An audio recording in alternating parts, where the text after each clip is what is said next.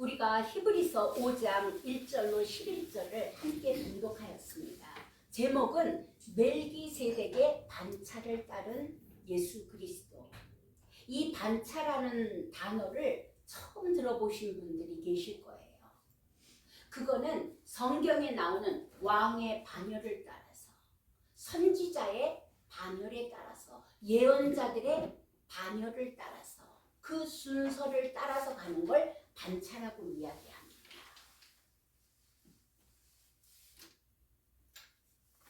히브리서 5장을 읽었는데 히브리서 5장부터 10장까지의 주제를 정한다면 예수 그리스도는 멜기세덱의 반차를 따른 큰 대제사장이다 라는 대전제가 있습니다.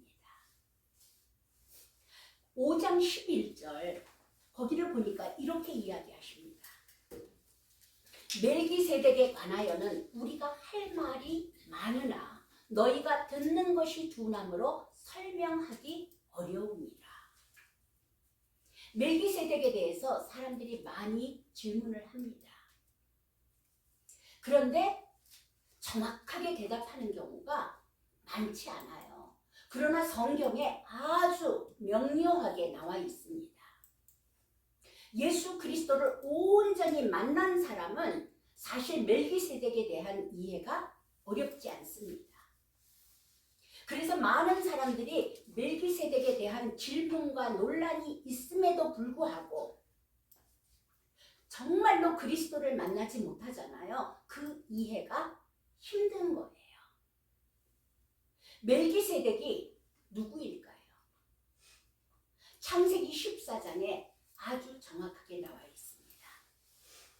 아브라함이 조카 롯이 포로로 끌려갔잖아요. 그를 구하고 돌아옵니다.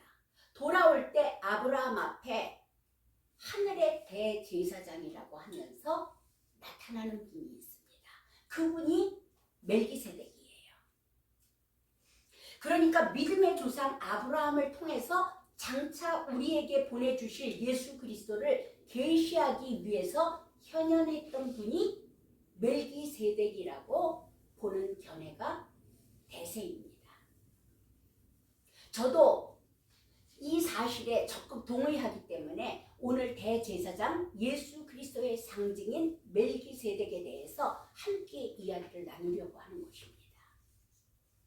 자, 히브리서 5장부터 10장까지는 멜기세덱의 비밀을 중심으로 구약의 율법에 속한 제사 제도와 제사장들의 사역들을 통해서 예수님이 멜기세덱의 계통을 쫓아 이 땅에 영원한 속죄의 제사를 드려주신 그리스도라는 것을 증거하고 있는 것이지요.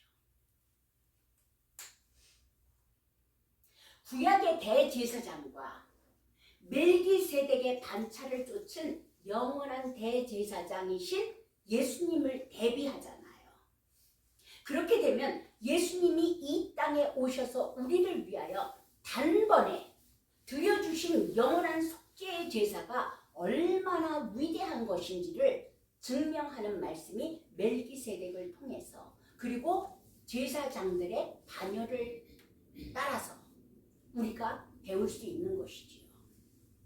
그렇게 히브리서 10장까지 이르러서 10장에서 대제사장 예수 그리스도 안에 있는 온전한 믿음을 분명하게 정리해주고 있습니다.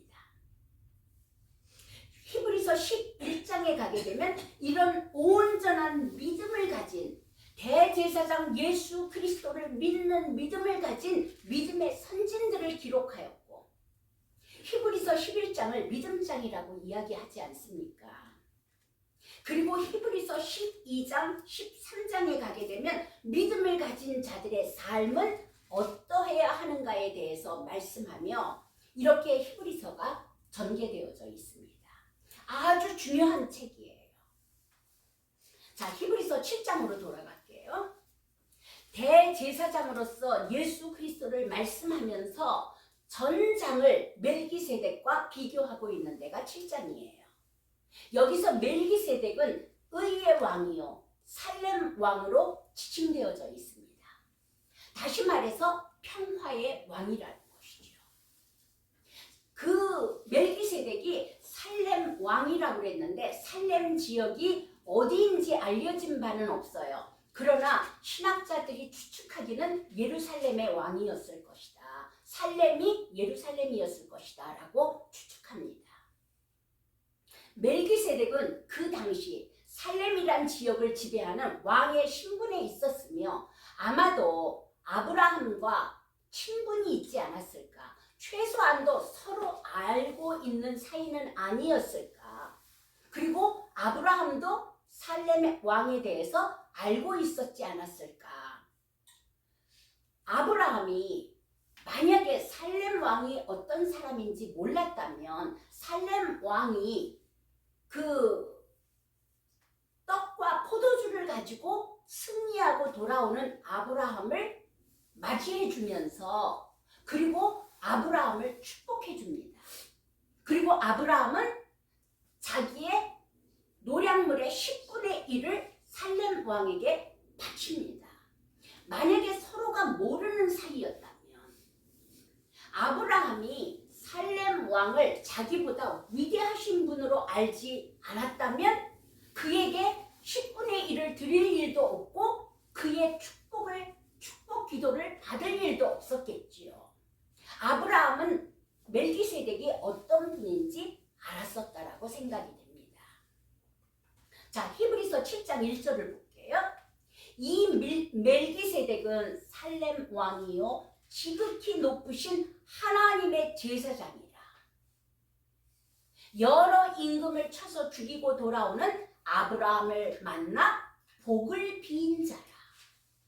보통 복은 누가 빌어줘요? 윗사람이 아랫사람을 위해서 축복을 해줍니다. 살렘 왕이 이기고 전쟁에서 이기고 돌아오는 아브라함을 만나서 축복을 해줍니다. 그리고 아브라함은 11조를 살렘 왕에게 드립니다. 그렇다면 멜기세덱은 역사적인 인물일 수 있는가? 역사적 인물이 아니었다면 왜 여기서 그리스도의 제사장직과 비교를 하고 있을까? 그가 그리스도와 관계는 어떤 것인가? 많은 사람들이 멜기세덱이 대제사장 예수 그리스도에 비교하고 예표라고 이야기를 합니다. 자, 먼저 역사적인 인물로서 멜기세덱에 대해서 우리가 말씀을 보겠습니다. 창세기 14장에 나오는 멜기세덱의 이야기를 보잖아요. 그 아브라함 시대니까 BC, 예수님 나기 2000년에서 1500년 사이 정도 그때의 일이었다고 우리가 생각합니다. 그 시대는 다양한 도시 국가들로 나라들이 형성되어 있었어요. 그돌라 오멜 왕과 그 동맹군이 소돔과 고모라 그 왕을 사로잡고 거기서 살았던 롯도 포로로 잡아갑니다. 롯이 소돔과 고모라에 살았었잖아요. 이 소식을 듣고 나서 아브라함이 자기 집에서 길리운 318명의 사병을 데리고 그 동맹군을 격파해서 롯을 구하고 탈취당했던 물건도 찾아오고 오히려 많은 노량물을 얻어가지고 돌아옵니다. 자, 창세기 14장 18절 제가 읽을게요. 그때의 상황이에요. 살렘 왕 멜기세덱이 떡과 포도주를 가지고 나왔으니 그는 지극히 높으신 하나님의 제사장이었더라. 하나님의 제사장이라고 기록이 되어 있어요. 그가 아브라함에게 축복하여 이르되 천지의 주제시요 지극히 높으신 하나님이여 아브라함을 복을 주시옵소서. 너희 대적을 내 손에 붙이신 지극히 높으신 하나님을 찬송할지로다 하매 아브라함이 그 얻은 것에서 10분의 1을 멜기세덱에게 주었더라. 우리가 이 기록을 보게 되면 분명히 멜기세덱은 역사적으로 있었던 사람이라고 생각할 수 있는 거지요. 그러므로 멜기세덱은 이 역사적으로 아브라함보다 높으신 하나님의 제사 제사장으로서 아브라함을 만났고 아브라함은 그를 알아보았습니다. 그러나 히브리서 기자는 멜기세덱의 역사성보다는 그리스도의 모형으로 멜기세덱을 소개하고 있습니다. 창세기에서는 역사성을 이야기하고 있잖아요. 아브라함과 멜기세덱이 만난 이야기. 그런데 히브리서에서는 멜기세덱을 그리스도의 모형으로서 소개를 하고 있는 것이지요. 그를 의의 왕이요 평화의 왕이며, 그리고 뭐라고 이야기를 하냐면 출생과 부모와 족보가 없으신 분으로서 그가 하나님의 아들 예수 그리스도의 모형이 되기에 적합한 분이라고 기록을 하고 있습니다. 창세기 14장 18절, 아까 그 멜기세덱과 아브라함이 만나던 그때를 보게 되면 멜기세덱이 이렇게 이야기합니다. 지극히 높으신 하나님의 제사장으로서 나타나 제사장의 직분과, 그 제사장의 역할이 뭐예요? 죄를 사해주는 역할이잖아요. 그리고 하나님께 제사를 드려주는 역할이잖아요. 그 제사장의 직분으로서 장차 예수님이 오셔서 자기 몸을 나의 살이다, 나의 피다 라고 하면서 떡을 떼시고 포도주를 나눠주시던 그 떡과 포도주를 상징함으로써 아브라함을 축복하고 있습니다. 성만찬 때 그리스도를 우리가 상상할 수가 있는 것이지요. 멜기세덱에 대해서 보는 그 관점은 여러 가지가 있습니다. 그러나 히브리서 7장 거기에서는 무엇을 강조하고 있냐면 멜기세덱은 영원한 대제사장 예수 그리스도의 모형이다. 이것이 오늘 우리가 읽은 그 히브리서 7장의 말씀입니다. 히브리서 7장의 말씀 잠깐 볼까요? 그 멜기세덱에 대해서 아주 자세하게 나와 있습니다. 설명이 더 필요 없을 정도예요. 1절을 볼게요. 이 멜기세덱은 살렘 왕이요 지극히 높으신 하나님의 제사장이라 여러 왕을 쳐서 죽이고 돌아오는 아브라함을 만나 복을 빈 자라. 아브라함이 모든 것의 10분의 1을 그에게 나누어 주니라. 그 이름을 해석하면 먼저는 의의 왕이요 다음에는 살렘 왕이니 곧 평강의 왕이요. 그리고 3절에 이렇게 이야기합니다. 아버지도 없고 어머니도 없고 족보도 없고 시작한 날도 없고 생명의 끝도 없어 하나님의 아들과 닮아서 항상 제사장으로 있느니라. 이 3절을 읽으면서 누가 상상이 되세요? 알파와 오메가 하나님이 상상이 되는 거예요. 시작도 없고 끝도 없고 어머니도 없고 아버지도 없고 족보도 없고 나는 스스로 있는 자이다. 하나님의 아들과 닮아서 항상 제사장으로 있느니라. 그분이 멜기세덱이라는 거예요. 그런데 아브라함은 알아봤어요. 자, 4절을 볼게요. 히브리서 7장 4절. 이 사람이 얼마나 높은가를 생각해보라. 조상 아브라함도 노량물 중 10분의 1을 그에게 주었느니라. 약자가 강자에게 바치는 것이 그때 당시에 일들 아닙니까? 자, 5절을 볼게요. 레위의 아들들 가운데 제사장의 직분을 받은 자들은 율법을 따라서 아브라함의 허리에서 난 자라도 자기 형제인 백성에게서 10분의 1을 취하라는 명령을 받았으나 레위 자손들은 그래요. 제사장으로서 자기의 형제들에게서 11조를 받았어요.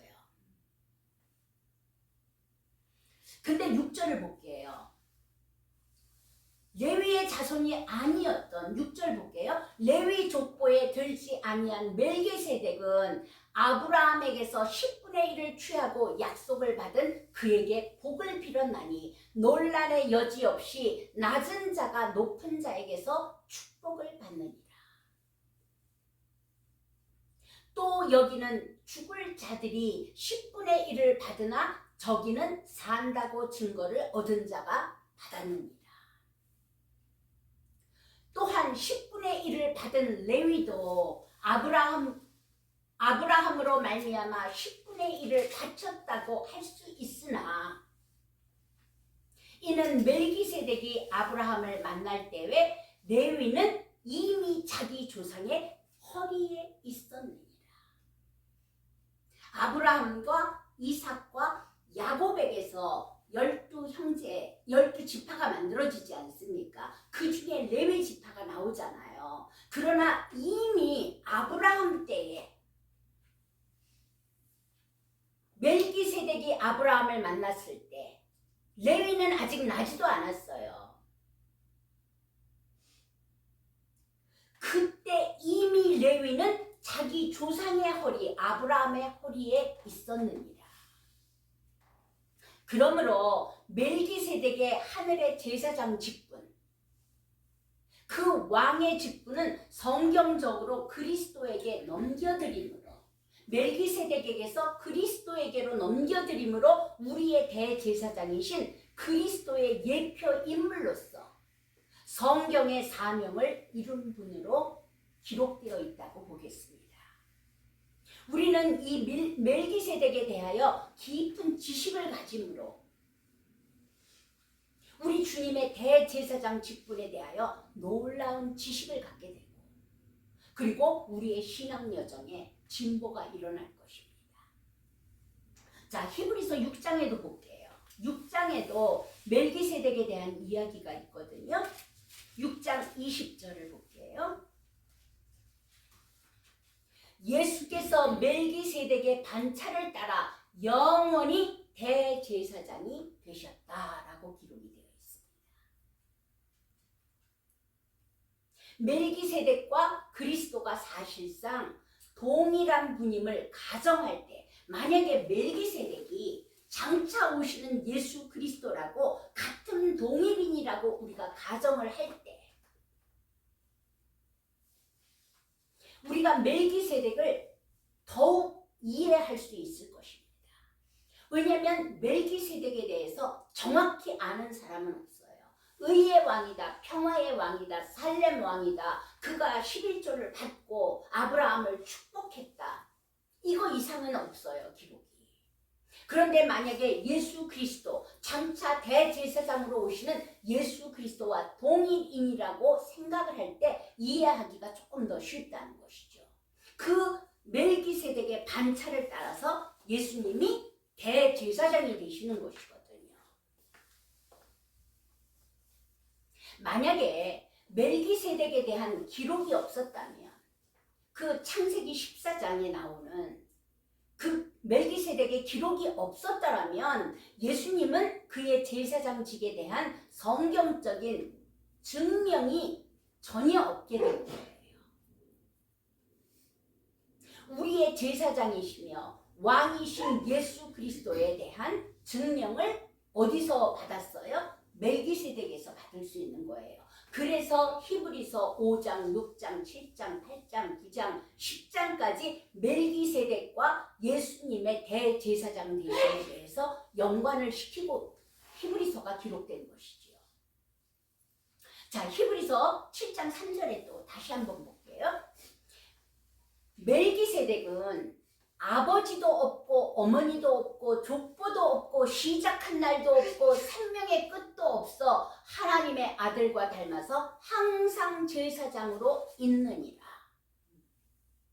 이것은 멜기세덱은 구약에 나오는 하나님이신 예수 그리스도의 예표라는 것을 확실하게 우리가 알 수 있지 않습니까?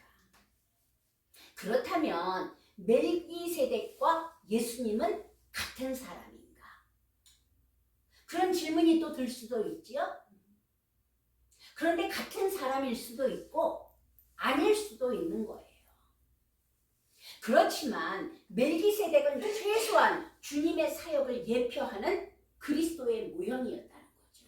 대제사장 예수 그리스도의 모형이었다는 건 확실하지요. 히브리서 5장을 볼게요. 히브리서 5장 5절 볼게요. 또한 이와 같이 그리스도께서 대제사장 되심도 스스로 영광을 취하심이 아니요 오직 말씀하신 이가 저더러 이르시되, 말씀하신 이는 하나님이시죠. 너는 내 아들이니 내가 오늘날 너를 낳았다 하셨고, 또한 이와 같이 다른 데 말씀하시되 내가 영원히 멜기세덱의 반차를 쫓는 제사장이라 하셨으니. 이렇게 멜기세덱을 따르는, 반차를 따르는 대제사장 예수 그리스도를 확실하게 이야기하고 있습니다. 자, 결론적으로 이야기를 할게요. 하나님께서는 그리스도의 왕의 직분, 제사장의 직분을 법적 근거를 만들어 놓으시기 위해서 율법적인 대제사장이 생기기 전에 이미 창세기에서 멜기세덱을 등장시키셨단 말이에요. 그때는 아직 율법이 안 만들어졌을 때잖아요. 우리가 섬기는 예수 그리스도, 그 예수님은 우리의 참 왕이시오, 우리의 참 제사장이시오. 예수님이 이 같은 신분은 멜기세덱과 같이 영원히 변함이 없으시다는 것이죠. 또한 참 선지자가 되신 우리 주 예수 그리스도를 통하여서 우리들로 하여금 하나님 아버지께 나아가는 하나님 자녀의 신분을 예수 그리스도를 통하여서, 그분을 통하여서 영원한 생명을 받고 우리의 모든 죄가 사여졌고 하나님 나라의 백성이 되었고, 이제는 우리가 세상에서 아직은 살고 있지만 하나님 나라의 법에 저촉하며 살아가는, 하나님 나라의 법을 따르는 하나님 나라의 백성들이 되었단 말이에요. 아멘. 누구를 통하여서? 대제사장 예수 그리스도를 통하여서 그분의 예표가 창세기 14장에 나오는 멜기세덱이라는 것이죠. 오늘은 이 부분에 대해서 함께